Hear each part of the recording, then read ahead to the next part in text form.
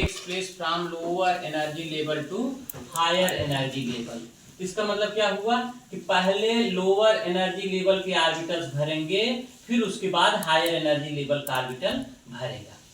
इस atomic orbitals के energy level को के एनर्जी को बताने के लिए एक डायग्राम यहाँ पर बनाए हैं, इसे हम कहेंगे एनर्जी लेवल डायग्राम। यहाँ पर देखिएगा, सबसे पहले इलेक्ट्रॉन 1s में भरेगा, 1s में भरने के बाद 2s में, 2s के बाद 2p, 2p के बाद 3s, 3s के बाद 3p, 3p के बाद 4s, फिर 3d, 4p, 5s, 4d, 5p, 6d, फिर इसके बाद 4f, 5d, 6p, 7s।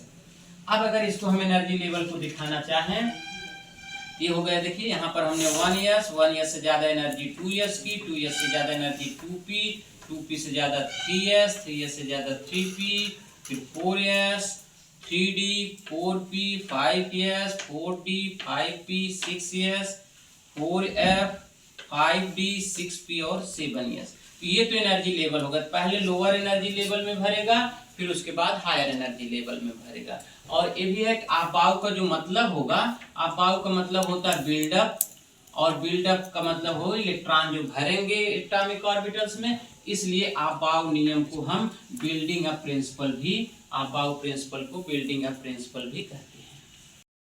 कि जिसका n+l वैल्यू लोअर होगी, यदि किसी भी एटॉमिक और किसी भी ऑर्बिटल्स की n+l वैल्यू लोअर है, इसका मतलब ये हो गया कि वो लोअर एनर्जी लेवल का ऑर्बिटल है। तो जिसका n+l की वैल्यू कम होगी, वो इलेक्ट्रॉन पहले भरेगा, फिलअप फर्स्ट।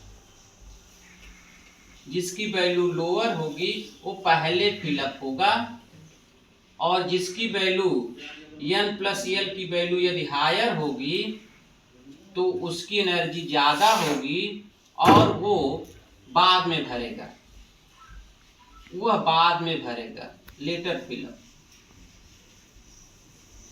अच्छा, दूसरी बात ये मान लेते हैं, जैसे अब एग्जांपल ले लेते हैं। एग्जांपल मान लीजिए हमारे पास 3p है और 4s है, या 3s है, 3d है।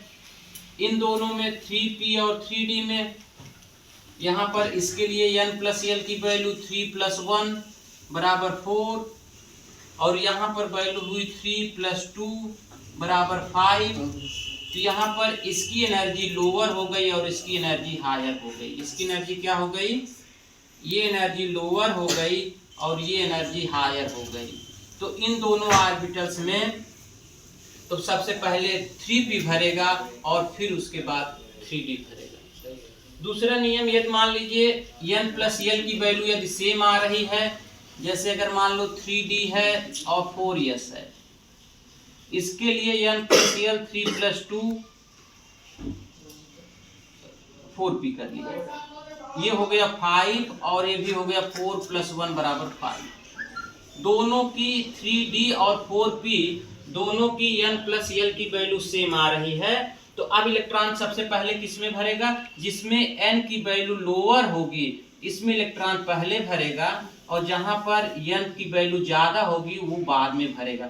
यानी जब दोनों की वैल्यू इक्वल आएगी उस कंडीशन में जिसके लिए n की वैल्यू लोअर होगी इसमें इलेक्ट्रॉन पहले भरेगा, और जिसमें n की वैल्यू ज्यादा होगी उसमें इलेक्ट्रॉन बाद में भरेगा। ये हो गया n+l रूल के अनुसार filling of electrons in the atomic orbital.